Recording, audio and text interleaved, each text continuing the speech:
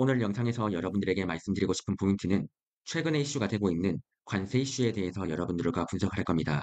관세 이슈에 대해서 분석을 할 때 중요한 점은 대체 지금 트럼프의 관세가 주식시장에 얼마나 영향을 미치는지를 저는 궁금해했었고, 이와 관련되어서는 뉴욕 연준에서 발표한 논문이 하나 있기 때문에 해당 논문을 바탕으로 해서 관세가 주식시장에 미치는 영향력들을 분석을 할 예정입니다. 그리고 이를 통해 가지고 제가 생각하는 관세 이슈를 분석을 하고 어떤 식으로 제가 주식을 매수할 수 있을지에 대해서도 여러분들에게 설명드리도록 하겠습니다.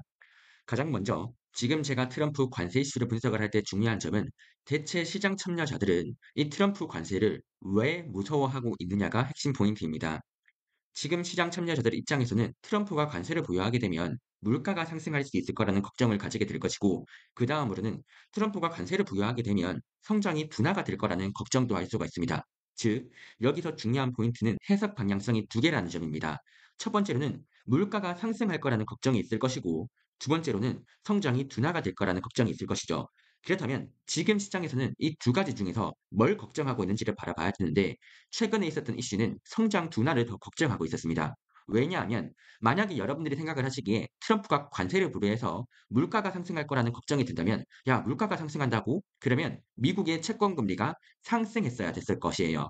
그런데 이번에 트럼프가 관세를 부여하겠다고 하자 어떤 흐름이 나타났었냐면, 성장이 둔화가 될 거라는 걱정에 주식 시장이 빠르게 하락을 했었죠. 그리고 이런 식의 관점에서 채권 금리가 하락했어요.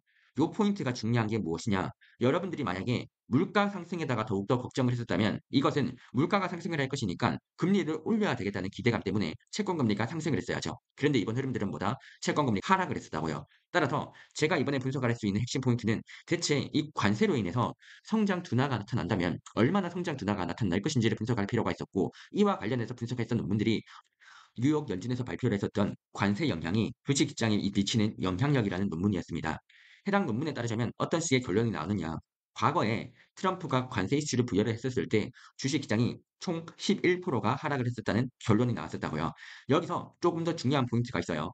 지금 과거에는 주식시장이 대략적으로 11%가 하락을 했다라고 하는데, 이 11%가 하락한 원인들을 조금 더 세부적으로 분석을 했다는 겁니다. 그러면 이 11%가 하락한 이유를 조금 더 세부적으로 분석을 했을 때 이게 어떤 의미를 하는지를 우리가 알게 된다면 여기에서 투자 포인트를 찾을 수가 있다는 것이에요. 다시 한 번 더, 지금 트럼프 관세 이슈로 인해 가지고 과거에는 주식시장이 11% 정도가 하락을 했다는 겁니다. 자, 그러면 이 주식시장 왜 하락을 했느냐라고 물어보니까 시장 참여자들은 트럼프가 관세를 부여하니까 이거 걱정이 든다 이거죠. 주식시장이 크게 하락할 수가 있다 보니까 위험 자산을 회피를 하고 안전 자산인 채권 쪽으로 투자를 했다는 겁니다. 채권 쪽으로 투자를 하니까 어떤 일들이 발생한다? 채권 금리가 하락을 하고, 또한 위험 자산을 회피를 하니까 이 관점에서 주식시장이 하락했었던 흐름들이 과거에 나타났다는 것이죠. 그리고 이 흐름들 오늘날에도 나타나고 있다는 거예요. 그렇기 때문에 과거에 있었던 논문과 오늘날의 흐름들이 상황 자체가 지금 똑같이 나타나고 있기 때문에 과거에 있었던 논문들의 흐름들을 지금 시대에도 적용을 해볼 수 있지 않을까라고 하는 아이디어를 가지고 있어야 되는 것이죠.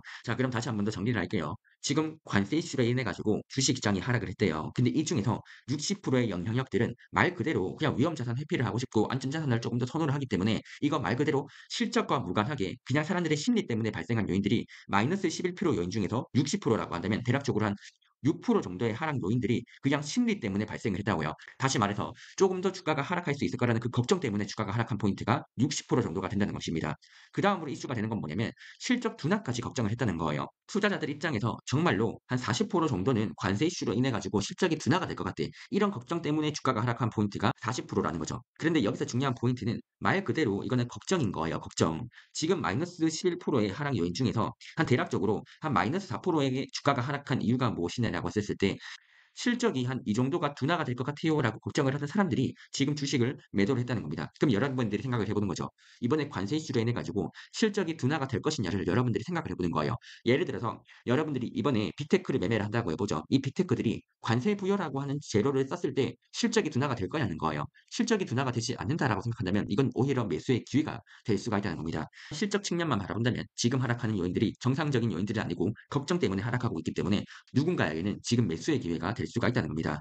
저의 생각에 대해서 좀 말씀을 드리자면요. 지금 경제 상황만 바라본다면 과거에는 과열인 구간들이었어요. 이렇게 과열인 구간에서 지금은 정상 구간으로 내려오는 위치인 겁니다. 그리고 지금의 경제 상태가 지금 크게 하락을 해서 비정상 정도로 떨어져 줘야지 이때부터 주식 시장이 폭락을 하는 건데 지금의 구간들은 어떤 상태다?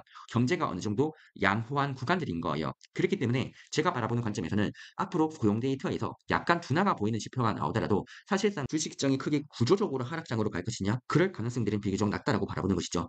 향후에 고용 데이터가 조금 더 나쁘게 나타난다면 그때는 어떤 시그널들이 나타날 거냐면 정상인 구간들에서 조금 더 둔화가 되는 구간들에서 횡보를 하겠죠. 그렇기 때문에 시장이 구조적으로 하락장으로 갈 것이냐? 아직까지는 그런 시그널들이 안 보인다는 겁니다. 단, 단기적인 조정장일 가능성들이 있더라도 하락장으로 갈 가능성은 아직은 애매하지 않을까라고 생각을 하고 그리고 이런 구간들에서 조정을 크게 만들어낼 수 있는 지표가 무엇이냐라고 했을 때 관세 이슈가 있다는 것이죠. 그런데 관세 이슈도 아까 바라봤다시피 관세 이슈가 하락장을 만들어낼 것이냐? 하락장을 만들어내기에는 지금의 주식시장이 하락하는 이유들은 그냥 향후에 실적이 둔화가 될 수 있다는 그런 걱정뿐인 거예요. 기대감 때문에 하락한다는 것이죠. 그렇기 때문에 지금 당장의 매크로 지표를 보고 막 하락장으로 갈 것이다라고 바라보기에는 아직은 명확한 지표들은 보이지 않는다는 게 제 생각인 겁니다. 자 그렇다면 저의 결론은 무엇이냐? 매크로 지표 자체가 실적에다가 영향을 줄 가능성들은 낮아요. 그런데 지금 주가의 변동성을 만들어내는 요인들은 뭐냐면 그냥 말 그대로 걱정 때문인 거예요. 최근에 주가가 많이 올랐다 보니까 '야 지금쯤이라면 주가가 많이 하락할 수도 있잖아.' 하는 이 걱정 때문에 지금 주식시장의 변동성이 커질 거라고요. 자 그러면 우리는 투자자들 입장에서 뭘 생각을 할 거냐면 변동성이 커지겠죠. 그럼 이 변동성이 커질 때 분명히 저점 매수세의 기회를 줄 수 있는 종목들이 분명 존재할 거예요. 다시 한 번 더 앞으로 주요 포인트가 뭐냐면 실적은 그대로인데 주가의 변동성은 매우 크게 움직일 거라고요. 어느 순간에는 고평가가 되고 어느 순간에는 저평가가 될 거예요. 요런 종목들이 상당히 많아질 겁니다. 그렇다면 우리는 실적은 그대로인데 고평가와 저평가가 반복된다면 여기에서 저점 매수세와 고점 매도 전략들을 배워야겠죠. 요거 어떤 식으로 할 것이냐 이걸 바라봤을 때 지금 여러분들이 판단을 해 보는 거예요. 제가 생각하기에 이 고평가 여부를 판단할 수 있는 방법론에 대해서는 멤버십 영상에서 올린 포인트가 있고 요런 식으로 가치 평가를 할 수 있는 방법을 체득한 다음에 최근의 시황들을 체크를 하는 거예요. 그러면 고평가 판단이 충분히 가능합니다. 근데 요거 어떤 식으로 하는지 지금 대략적으로 다시 한 번 더 여러분들에게 설명을 드리자면요. 이런 겁니다. 지금 시장에 주도주가 있을 거예요. 이 시장에 주도주가 있다면 엔비디아가 있겠죠. 그런데 이 엔비디아의 최근 주당 순이익을 한번 체크를 하는 겁니다. 최근에 엔비디아의 주당 순이익을 체크를 하니까 0.81이 나오죠. 이거는 분기 실적을 기반으로 한 실적이 0.81이라는 거예요. 그러면 이거는 1분기마다 나타날 수 있는 실적이니까 이거를 4번을 곱하게 되면 1년치가 되거든요.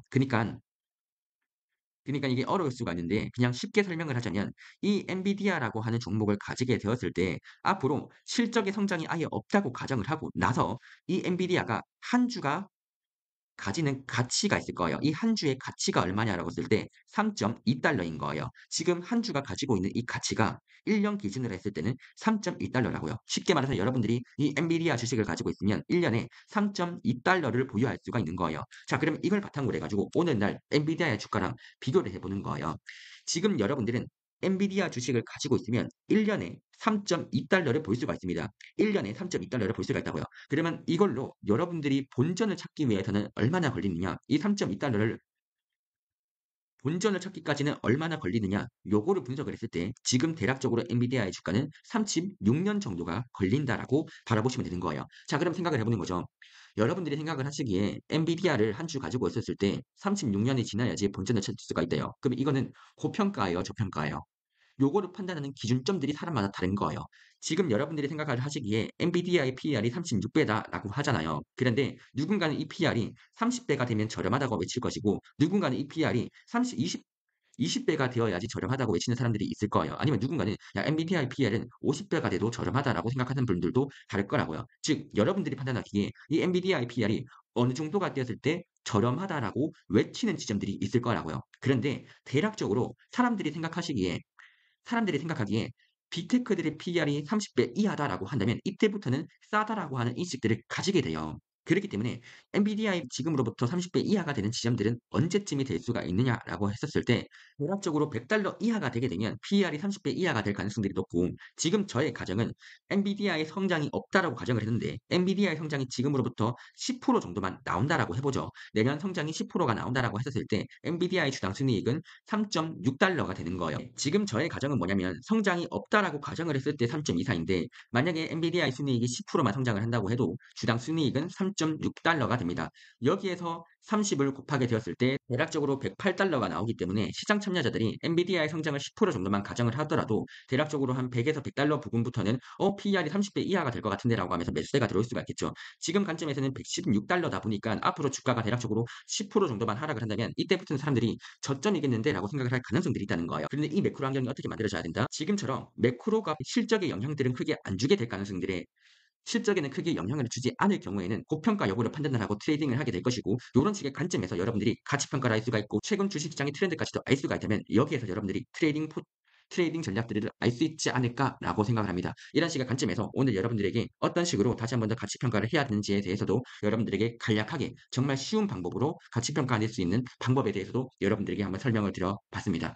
요 정도로만 여러분들이 인지를 하고 여러분들이 매매를 하시더라도 충분히 의사결정을 잘할 수 있을 거라고 생각을 하고, 도움이 되셨다라고 여러분들이 조금 더 깊게 매매를 하고 싶다면 제가 올려드렸던 해당 영상들 여러분들이 체크를 해 보시게 되면 큰 도움이 되지 않을까 생각을 합니다. 이상으로 오늘 영상은 여기서 마치도록 하고, 아마도 이틀 뒤에 저도 개별 종목 다시 한 번 더 매매를 하지 않을까 생각을 합니다.